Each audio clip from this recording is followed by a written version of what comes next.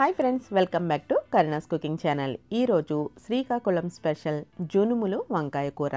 Taste అయితే చాలా బాగుంటుంది. జునుములు సీజన్లో అయితే పచ్చివి దొరుకుతాయండి. అవైతే టేస్ట్ ఇంకా బాగుంటుంది. పచ్చి జునుములు నేను ఎక్కడ ట్రై చేసినా కానీ దొరకలేదు. రైతు బజార్లో కూడా ట్రై చేశానండి, దొరకలేదు. నా ఫ్రెండ్ సిరి నా కోసం స్పెషల్గా వాళ్ళ ఊరు నుంచి ఈ జునుములు తెప్పించింది. థ్యాంక్ యూ సిరి.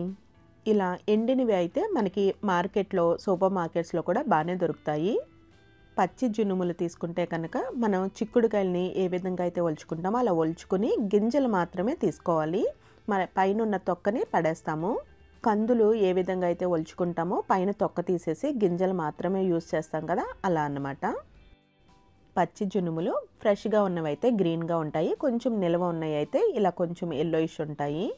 సీజన్లో ఇలా ఒలుచుకుని ఉంచుకుని డీప్ ఫ్రిడ్జ్లో పెట్టుకున్నామంటే సంవత్సరం పాటు నిలవ కూడా ఉంటాయి. ఇలా ఒలిచేసుకున్న తర్వాత డీప్ ఫ్రిడ్జ్లో పెట్టుకున్నాను. ఒక నెల తర్వాత వీటిని వాడుతున్నాను. జునుముల కూర తయారు చేయడం కోసం ఒక గిన్నెలోకి చిన్న గ్లాస్తో జునుములు తీసుకుని ఒకసారి కడిగేసుకోవాలి.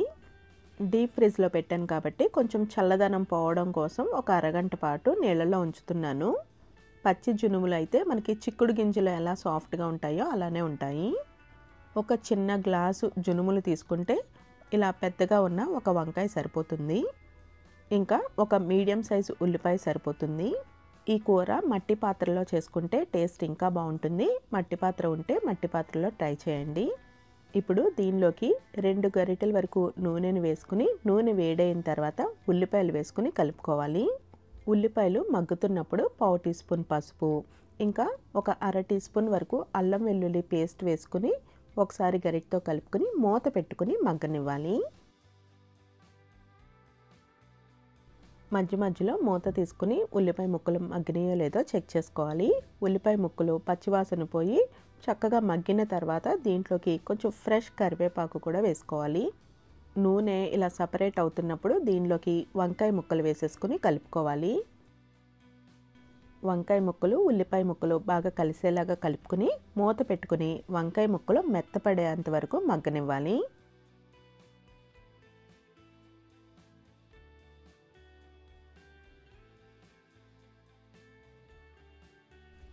వంకాయ ముక్కలు చక్కగా మగ్గిపోయిన తర్వాత దీంట్లోకి జునుములు మనం కడిగి రెడీగా ఉంచుకున్నాం కదా, వాటిని వేసేసుకోవాలి.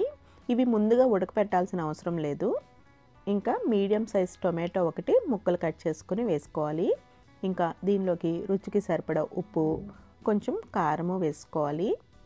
ఉప్పు కారం కలిసేలాగా ఒకసారి గరిటెతో కలుపుకుని దీనిలోకి ఒక 1/2 లీటర్ వరకు నీళ్లు వేసుకుని మూత పెట్టుకుని ఉడికించుకోవాలి. స్టవ్ని మీడియం ఫ్లేమ్లో పెట్టుకుని నీళ్లు కొంచెం మరుగుతున్నప్పుడు మూత పెట్టేసుకుని ఉడికించుకోవాలి. మధ్య మధ్యలో మూత తీసుకుని జునుములు ఉడికినాయో లేదో చెక్ చేసుకోవాలి.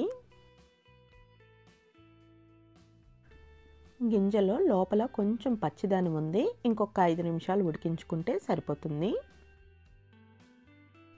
జునుములు చక్కగా మెత్తగా ఉడికిపోయిన తర్వాత దీనిలోకి ఒక చిన్న గ్లాసులో సగం, అంటే మనం టీ తాగే గ్లాస్ ఉంటుంది కదా, దాంట్లోకి సగం కాచి చల్లార్చిన పాలు వేసుకుని ఉడికించుకోవాలి.